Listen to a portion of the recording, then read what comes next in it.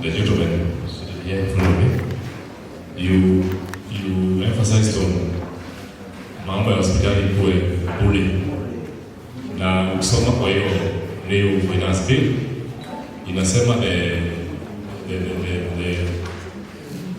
small amount ambayo imekuwa hiked ni ya kusaidia watoto wale ambao ni wa chini ya miaka 5 akienda hospitalini atibiwe bure.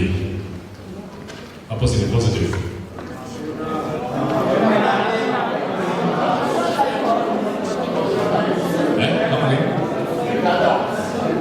Adults. Tukiangalia watoto kwanza alafu tena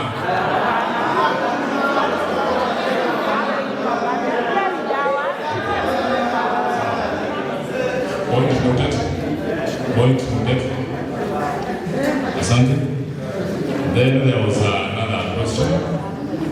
It's about charges za magari ambazo zinapakiwa karibu na msikiti ama kanisani. Hiyo itakuwa bure. Na kwa hiyo bill the justification of watu wale ambao wamepaki magari hapo wanaingia kanisani kuomba Mungu for spiritual nourishment. That one I think is on a positive side. Yeah? Hiyo itakuwa bure. If you park karibu na kanisa ama msikiti. Why?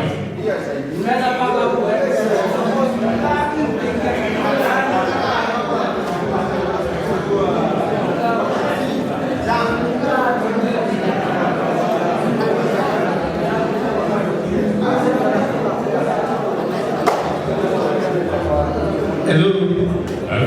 Hello. Tuko salama? Nataka niseme hivi. Siku ya leo ni kuchukua maoni yenu. Na kuna swali imeulizwa, how sure are we that haya maoni yenu yataenda kuwekwa? Na tuko